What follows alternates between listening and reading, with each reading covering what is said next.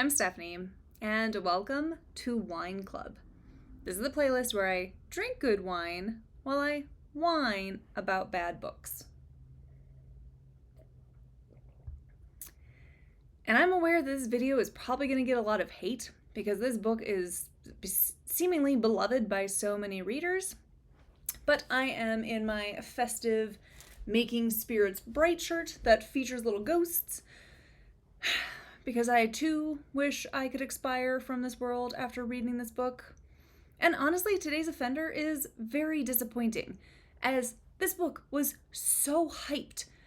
I was so excited to read this because everyone was saying amazing things about it that I accidentally got 2 copies from 2 different book subscriptions. So yes, I am here to talk about The Most Wonderful Crime of the Year by Allie Carter and why I hated it so much. We have my big bottle of wine with my cute little gnome to keep me company because I have a lot of thoughts about this one. So, warning, there are going to be spoilers in this review, and if you want a spoiler-free version of my review, check out my What I Read in December video, as that will be spoiler-free. And as I say in all my reviews, these are solely about the books and not about the authors as people. I'm very happy for Miss Carter, and I'm very happy that her books have been published. But after learning that she has worked in YA, I kind of have to suggest that she stay there, but I'm also getting ahead of myself. Let's talk about what this promised. Whew.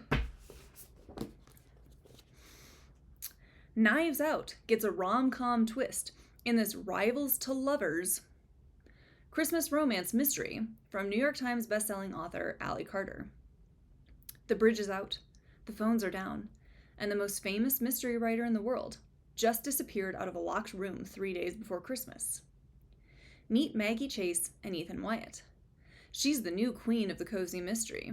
He's Mr. Big-Time Thriller guy. She hates his guts. He thinks her name is Marcy, no matter how many times she's told him otherwise. But when they both accept a cryptic invitation to attend a Christmas house party at the English estate of a reclusive fan, neither is expecting their host to be the most powerful author in the world, Eleanor Ashley, Agatha Christie, the Duchess of Death herself. That night, the weather turns, and the next morning, Eleanor is gone. She vanished from a locked room, and Maggie has to wonder, is Eleanor in danger? Or is it all some kind of test? Is Ethan the competition? Or is he the only person in that snowbound mansion she can trust? As the snow gets deeper and the stakes get higher, every clue will bring Maggie and Ethan closer to the truth, and each other. Because this Christmas, these 2 rivals are going to have to become allies, and maybe more, if they have any hope of saving Eleanor, assuming they don't kill each other first. Sounds like a great premise. Honestly, if that was the legit story, it could have been really cute. But, whoo! Apparently my heart is 3 sizes too small. I'm a Grinch. I hated this. A wonderful time was not had by my reading experience. The best words I can use to describe this are corny, cheesy, cringe, contrived. This romance is so cheesy, so corny, so contrived. There's absolutely no chemistry or reasons for our leads to get together. The dialogue is absolute cringe. Truly horrendous. Every single opportunity Ethan had, he would basically waggle his eyebrows at Maggie and basically be like, hey, want to make out? Just shut the fuck up. Are you 15 years old? Ugh. They're on a private plane and he's want to make out after he's been going back and forth in his chair and obviously just annoying her, but it's pretty easy to annoy Maggie. But seriously, these characters read like they're teenagers. They are so immature, which again, this makes it read really YA, which having read that Allie Carter works in YA, it totally makes sense. But these characters are, I think, supposed to be in their 20s or 30s, so they read like children. This book is also trying way too hard. Every single conversation had to be quippy, and it wanted so desperately to be like clever banter. I don't think it was clever banter. Like, honestly, there really could have been some funny lines, but they don't have the opportunity to stand out or shine because everything is trying to be funny, so nothing really is. I really think Carter would have succeeded if she had toned it down a notch and wrote like a few really good one-liners or jokes. That would have made them a lot more effective because they would have been able to have room to breathe and be funny instead of just like quip, quip, quip, quip, quip. Like, it was too much, and mostly because, again, it wasn't funny. Like, these are 14-year-olds having a conversation, and like basically they're just sitting there like sticking their tongues out at each other, and he's pulling her pigtails. I'm really glad I brought my bottle of wine up to my office so I don't have to make a trip for a refill. So Maggie can't escape the cringe curse either. She is always telling him how she wants to kill him and dreams of ways to make it look like an accident. And she just thinks she's so witty and has him at a loss for words because she's so great with hers. But she's not. I think he's just stumped because he's constantly wondering, like, what the hell is her problem? Why is Maggie so antagonistic? If it's not obvious by now, I hated both Maggie and Ethan.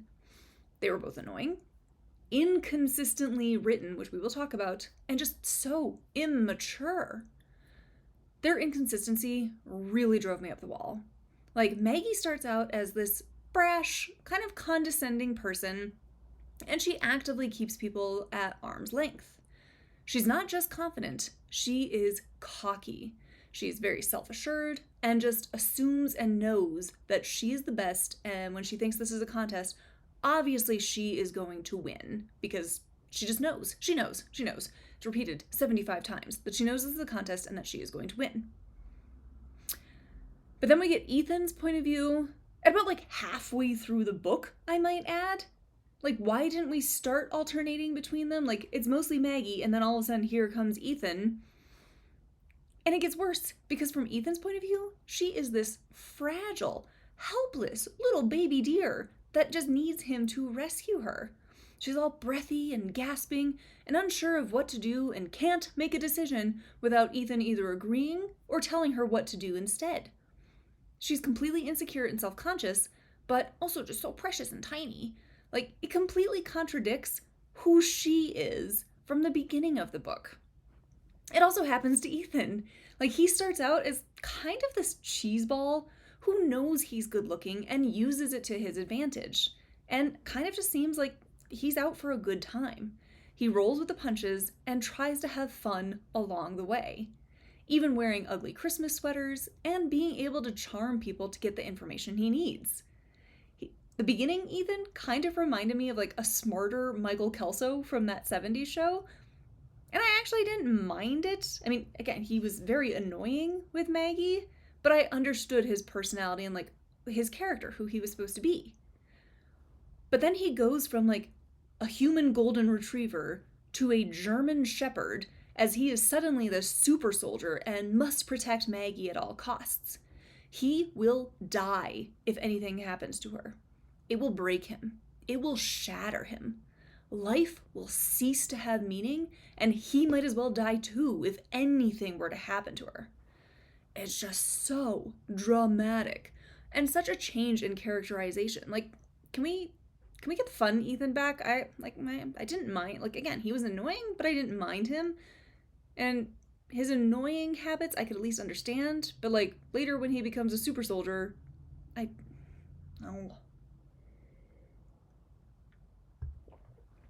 So I just have to ask the question, why did both of these characters get personality transplants? Better yet, why are their personalities still terrible after the fact? I also have to say, I'm sure you saw my eyes rolling when I was reading the Rivals to Lovers. The enemies to lovers didn't even work, as Ethan does not hate Maggie. It's a one-way street. She hates him. Why does she hate him, you ask? She hates him because he's attractive and charming, and people like him. And unlike her, he's not alone. People would probably like you, Maggie, if you weren't so bitchy, petulant, and bitter. She despises him, but she also makes sure to tell us how attractive and sexy and big he is, and my God, he has the broadest shoulders of any man to ever live, and he's just so big and hot. And did she mention yet how unbelievably hot he is? Seriously, he's the hottest man to ever be hot.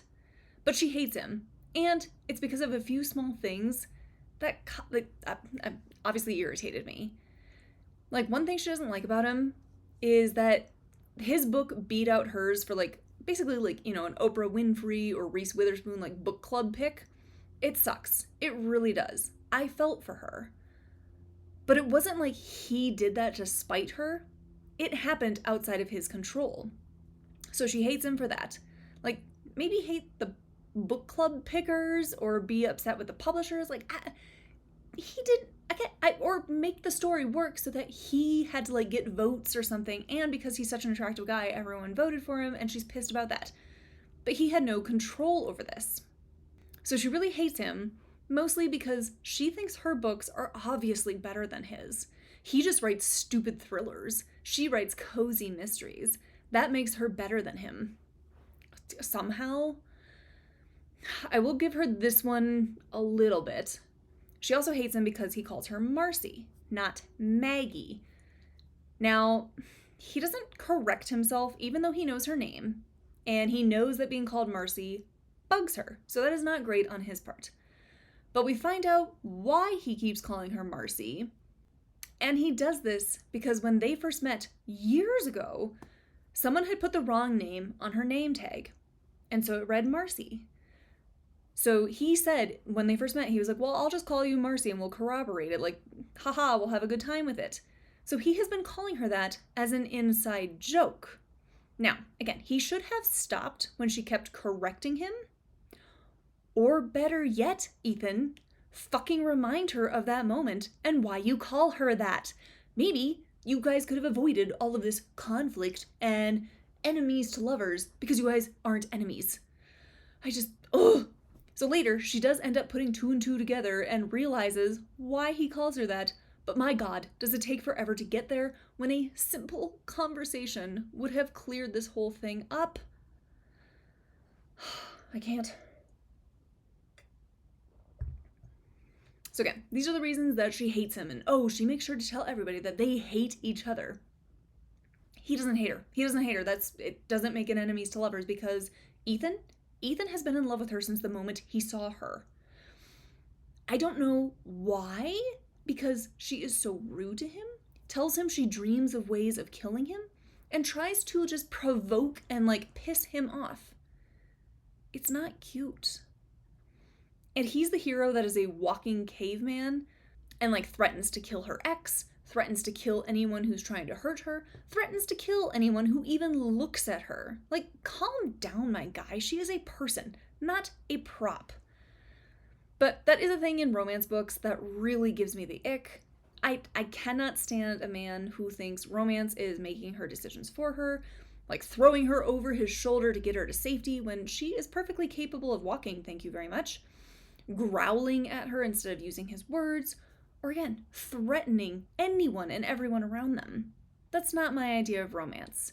Your mileage may vary. If you like that trope of the big hulky hero who is just so gruff, you may love this. But this did not work for me because I don't personally like that. Though I gotta say, for the love of all things holy, well, I guess maybe you could join me. Don't turn reading this into a drinking game, because if you take a drink every time Ethan calls her sweetheart, you will die within 3 pages. It is constant. As soon as she admits that, maybe I do like you back, all of a sudden he forgets her name, even Marcy, and just calls her sweetheart, good girl, or baby. I don't mind terms of endearment when they're earned and used really well, but he barely knows her. I mean, he's been in love with her from afar, but he doesn't know her. She is not his sweetheart or his baby.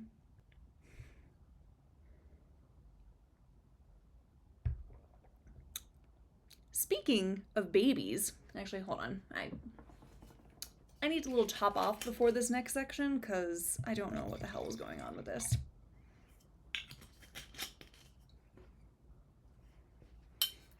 Isn't that just the cutest? Love it. I'm really sad that I'm gonna have to put it away for the season. Okay, speaking of babies, there is a scene where he offers to help a mom with her screaming baby and gets the baby to calm down. Maggie's take on the situation? Of course the baby calmed down because she's a female, and so many females throw themselves into his arms and fall under his spell. Ma'am, she's a baby. He's not Jacob Black imprinting on this thing. Like, I'm not kidding. I'm going to read the section just so you don't think that I'm just making up shit to be pissed about. So he offers to hold the baby, and Ethan was already tucking little Ellie against his shoulder with one hand and supporting her bottom with the other as the wails grew softer and softer, like a siren disappearing in the distance, until the only sound was Maggie's heart pounding and Kitty's chin hitting the floor. Well, it is a girl, Maggie remembered. She reminded herself that it wasn't the first time a willing female had launched herself at Ethan Wyatt, and it certainly wouldn't be the last.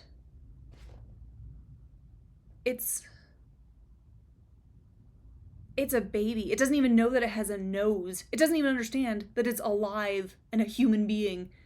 Like, I understand it's trying to be funny, but it's not funny. It's weird. It's really weird. There's also a lot of infantilization of Maggie as he's constantly holding her hand as they look for clues. He's throwing her over his shoulder to carry her about, and even dressing her.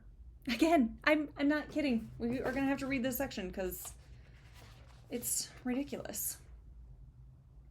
So Maggie ran outside into the snow and is not dressed appropriately for it.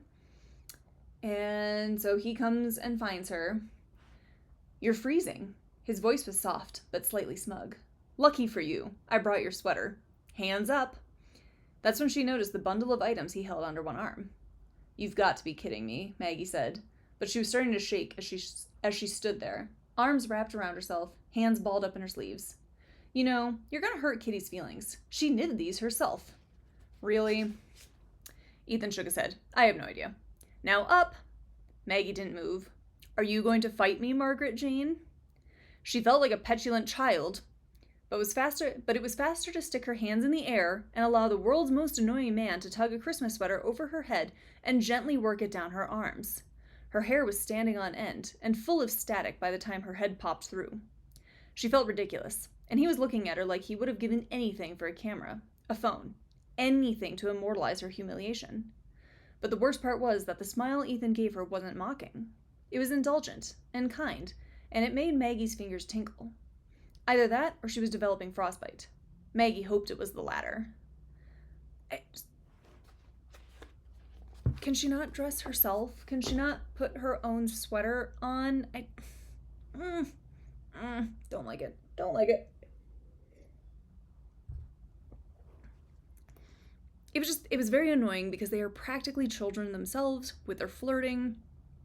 It was so immature, and I wished that these characters had actually been teenagers because it would have made a lot more sense. Now, granted, they would not be famous authors invited to Eleanor Ashley's house, but at least their characterization would have worked. And again, their characterization isn't even consistent. Okay, so I've been talking for quite a bit and haven't even gotten to the other selling point of this book, the murder mystery. Because it's crap. It's not even a murder. There is no murder. There's attempted murder, sure, but no one dies. Somehow, Eleanor knew someone was trying to kill her. Not only does she know someone's trying to kill her, she knows who. And instead of telling anyone about it, she invited authors to her house for a rousing game of real-life Clue and just left everyone in the lurch. She disappears from a locked room in the middle of the night. Figuring out who was trying to kill her and the others means nothing. We don't really get any clues, So we can't figure out what's going on and puzzle the mystery together alongside Maggie and Ethan, because they're just meandering down hallways holding hands, and then suddenly they have a clue, but they won't tell us what it really means. And all the other suspects might as well be lamps or cardboard cutouts for all that they impact the plot. They are lifted from Knives Out and just dropped into the story, but they're not really given anything to do. They have no room to grow. They have no room to actually be characters. And then the reveal of the killer, well, I guess the would-be killer, I guess he did kill somebody else. I'm getting ahead of myself. The reveal gave me pause. So we have Eleanor, who is richer than Scrooge McDuck, and her terrible Knives Out family and friends. Like, there's the lawyer. There's the niece who's been playing like caretaker and aide, a niece who's a duchess, but also might need some money, a nephew who has been stealing Eleanor's money and is trying to have her declared mentally incompetent, the psychiatrist who was hired by the nephew, and then the butler holding a candlestick. And just kidding, he's mostly holding drinks and hors d'oeuvres. And then late to the game comes Inspector Dobson, who has known Eleanor for years. Spoiler, it's Inspector Dobson. And he has been trying to Wile E. Coyote her ass by rigging explosives, poisoning her tea, trying to trip her on the stairs, and so on. The reason he wants to kill her is because she's been writing a new book based on the woman that he tried to kill many, many years ago. We're talking like 40 years ago. So he thinks this woman that he tried to kill, he left her for dead, but she didn't actually die and ran to Eleanor's house. So Eleanor rescued her and helped her escape. Why Eleanor didn't try to get this woman to report him, or Eleanor even leaning on her influence and celebrity to get him held accountable, I'll never know. He and Eleanor have been on the acquaintance terms for 40-some years. She's always suspected that he was responsible. And I guess the book is going for a revenge is a dish best served cold. But it felt really odd to me. Like, why wait so long? I mean, I know why wait so long. It's because, so the story can happen and Carter gets a murder mystery, but, ugh. So of course they do the Clue or Sherlock Holmes kind of thing of like, well, let's read out and talk about all the suspects and their motivations, and we'll tell you who the actual killer is. So then they out Dobson, which how they knew all, like, again, it doesn't make sense. It also doesn't make sense how he knew what was happening. Did Eleanor tell him or send him an advanced reader copy that basically was like, yo, dude, I'm outing this murder you tried to commit, and then he's trying to kill her back, and then she runs away? I don't know. Anyway, they out Dobson. He tries to use Maggie as a human shield to escape out into the snow, but of course Maggie stabs him in the leg with a knitting needle, and then Ethan comes to the rescue, and she asks if he wants to make out. Hilarious. God, what a terrible callback. Ugh. Fucking children. It's even dumber because Dobson realizes that Maggie might have information that will implicate him, so he kidnaps her and tries another bombing attempt that he's already failed at. Instead of just shooting her, they're surrounded by 20,000 acres covered in snow. He is a cop. Surely he could figure out a way to stage the scene as to not implicate himself. There was no point to her being kidnapped and left alive other than to manufacture some tension and add a sense of, danger. Just kill her. Kill her. Now, I truly get what Carter was going for by blending the genres, but the romance was terrible, and there's not enough attention given to the mystery, especially when it ends with, some things are better left a mystery. This is in regards to Eleanor answering the question of how she escaped from the locked room. No, I need an answer. I need to know how she got out of there. It really read like Carter did not care about the mystery plot and didn't care to figure out the ending. She told us it was Dobson, and we're done, because the biggest thing that the book needs to focus on, Maggie and Ethan, they're in love, and that's all that really matters. Even though they shouldn't be in love. I still don't understand what he sees in her. I also have to say that, again, kind of leaning into the YA themes, the writing is extremely basic. And there were so many words that were being italicized that it was really distracting. Like, I'm okay when you italicize like a person's internal thoughts, but like, it wasn't just that. Everything was italicized. On top of the overuse of ellipses. Everything is italicized or ends with an ellipsis. Like, it's an unfinished thought, but it's not. But it kind of is. And maybe we emphasize a few words, but we also don't. Ugh. Like, let me see where I can find. Okay, let's see. Within 2 pages, we have 1, 3, 4.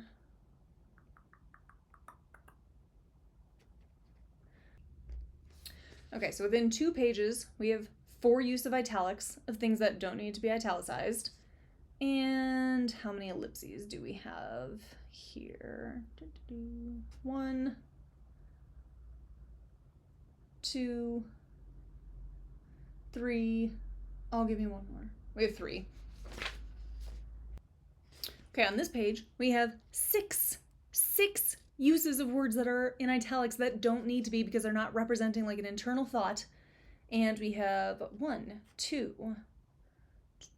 I know you're gonna give me one more. 3 uses of ellipses on 1 page. It's just atrocious. It makes for atrocious reading. Okay, let's see. Within these 2 pages, we've got 1, 2, 3, 4, 5 uses of ellipses. And let's see, italics. 1,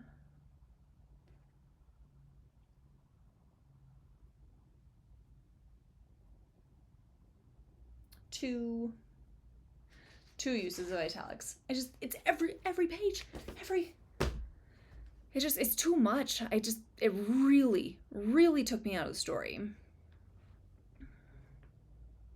So I gotta say, I'm really mad that I recorded my worst reads of 2024 before reading this, because this was awful. This was not wonderful. The fact that I paid for this twice is the real crime here. I mean, I know this review, I'm not even really talking about what happens in the book because it doesn't matter. I know that this book is meant to be like somewhat unserious, but I also need the author to be a little bit more serious with plotting and writing a believable couple. This was just ridiculous. And it must be stated again that this is the definition of cringe and trying way too hard. It's kind of like that meme of Steve Buscemi and his like, how do you do, fellow kids? Like, it's trying so hard to be good at so many things, but kind of failing miserably. But I guess it's somehow working because this book is all the rage on Instagram and TikTok. I guess I should applaud my fellow marketers for their work in making this popular. Like, I kind of hate you, but I can also appreciate the hustle. Because get that bag, but like, oh my god. I ended up giving this 1.5 stars. I was in the Christmas spirit, but this was bad. It was such a good premise, but such a horrendous execution. I wanted more like Benoit Blanc style authors putting together the clues, not hearing Maggie say they're enemies. But maybe she also kind of finds them hot and like, whoa, what do you know? They love each other. After spending 2 days together. It is a Christmas miracle. Ethan was able to thaw the Ice Queen and fall in love with her and make her fall in love with him. I was bored while reading this. Like, my eyes were straining from how often I was rolling them because of the cringy dialogue, and the writing style was also hurting my eyes. It was kind of just an assault on all fronts.